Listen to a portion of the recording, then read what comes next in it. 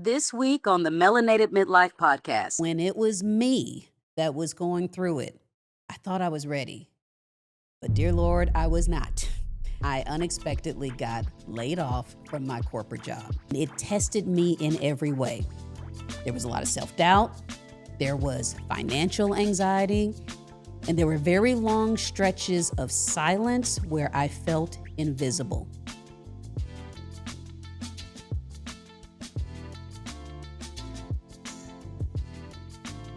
Hey there, and welcome to the Melanated Midlife podcast, where we are treating midlife like less of a crisis and more of an upgrade. I want to come to you with this episode on something that is very deeply personal. I'm going to share what it felt like to go from being the coach to becoming the client. And that is when I unexpectedly got laid off from my corporate job. Now, you're probably thinking, wait a second, doesn't she help people with this kind of stuff? Yeah, that's true. I help people go through career transitions in this season. And I've coached a lot of professionals through layoffs and taught workshops on how to bounce back, even given presentations and talks about that very thing right here on this platform. But when it was me that was going through it, I thought I was ready. But dear Lord, I was not. This episode is for anyone navigating job loss, burnout, or even just questioning what is next. Because as I learned, knowing what to do and actually living through it are two very different things. So let's start with the moment that it happened. I wasn't scared, and that's the God's honest truth. When I first got the notification that I was losing my job, I thought, okay, I got the tools, I got the knowledge, I have the network, so I'm gonna be fine. And I told myself I would land something in probably 3 months, maybe 4 months tops. But guess what? It took double that amount of time. 7 months is what it took for me to find my next opportunity. And it tested me in every way. There was a lot of self-doubt. There was financial anxiety. And there were very long stretches of silence where I felt invisible. And as much as I knew better, I still wondered, what is wrong with me? Why isn't this working? This wasn't just a career shakeup. It became a deeply personal journey. And I'll give you a spoiler alert. It did work out overall, but there were a lot of lessons learned. And one of the biggest lessons that I've learned is that even though, I teach other people this stuff, by the way, the one biggest thing that was most impactful was the power of having a professional network. So even with all my experience, I still spent way too much time applying to endless job postings. And you know the drill. You upload your resume, you answer all the screening questions, click submit, and then you hear absolutely nothing. It felt like I was shouting into the void. What actually led me to the interviews and the opportunities? It was people. It was other human beings. It was friends who made introductions to folks. It was former colleagues who passed my name along. It was referrals that got my foot in the door. And in hindsight, I should have flipped my strategy because, like I said, instead of spending all of my time applying to jobs online, which I'd say was roughly about 80% of the effort, I probably should have been spending more of that time having real conversations, reaching out, and letting more people know that I was on the market. And here's the truth. Your resume is going to get scanned. Recruiters are going to see it. But your relationships are what will be remembered. And I say it now, I say it all the time. Your next opportunity is going to come from within your professional network. Lesson number 2, and this was a hard pill to swallow because the job market doesn't run on your personal schedule. And I tell you, I was diligent. I was very focused. I got to work on this within days of my layoff. And, I hear some people say, oh, I got laid off. I'm going to take some time, and just chill and get my life right. No, despite my best efforts and jumping in right away, it still took months. And I'll be real with you. this market right now, as I'm recording this, it is rough. And I even had a good friend of mine that I spoke to who is a former senior vice president in a recruiting firm. And she told me that this is the slowest she's ever seen the job market in her decades long career. And that conversation changed everything because it reminded me that what was happening, the pace at which things were moving, it wasn't just me. My resume wasn't broken. I wasn't doing anything wrong. The market was just stuck. But thankfully, I had a cushion. I did have a severance package. I did file for my unemployment. I did have a little bit of savings. But even in spite of all of that, it wasn't enough for me to coast forever. It did help. And I recognize the privilege in that. But there were still some very hard times when I just had to really wonder, when was something going to come along? So here is my advice, and that is for you to remember that it might be a longer runway than you think you're going to need. You might need a bigger cushion than you already have projected. And even if you're highly qualified, and I consider myself one of those highly qualified candidates, you've got to be financially and emotionally ready for a long wait.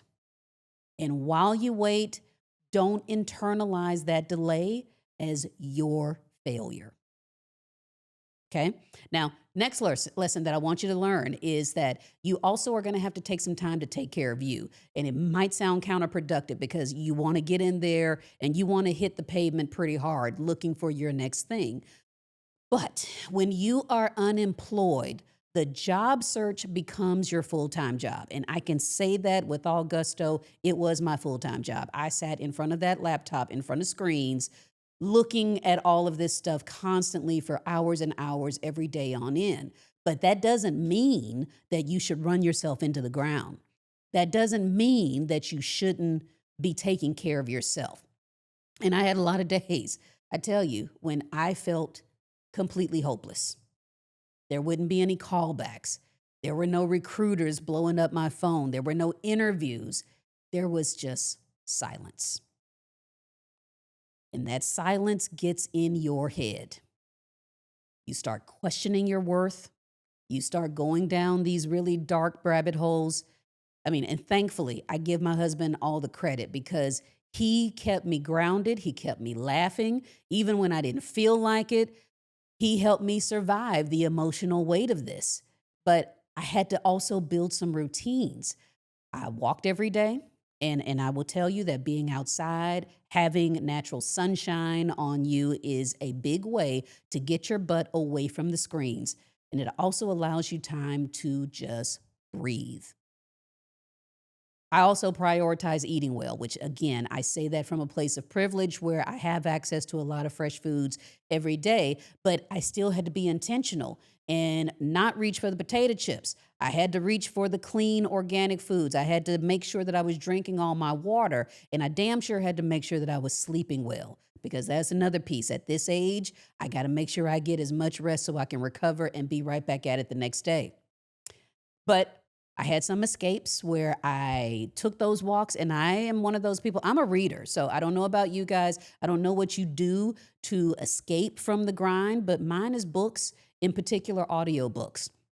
So I would do that, put on a good audiobook, go for my walk outside in the fresh air just to give my brain a break. And I leaned into the learning as well. So you see this, platform that I have right now in building my YouTube channel, the podcast and everything. It was cool, but there was still a whole lot of things that I needed to learn. So during that downtime, when I say that with air quotes, downtime, when I was unemployed, I leaned all the way into learning more about this because I really had to make sure that my skills stayed sharp because I didn't know what opportunities were going to come as a result of it. Now, this was what I did. Was it perfect? No. But was it essential to keeping my mental and emotional health somewhat on a steady plane? Yes. So you have to figure out what works for you. But I'll also tell you that In spite of all of it, I still had a lot of things going on in my headspace. And at my age, after doing all the things, having a full career, being at the executive level in my organization, and then transitioning, you know, it's you start wondering, who am I without that job title? And one thing that truly helped me feel empowered again, it was my side hustle. So before the layoff, it was truly just a creative outlet. It was something fun to do, and I still enjoy it. But during those months when there was not a salary, it became a lifeline. And I had to ask myself, who am I without the title? Who am I without the company? And you know what I discovered? I'm still valuable. I'm still creative. I'm still resourceful.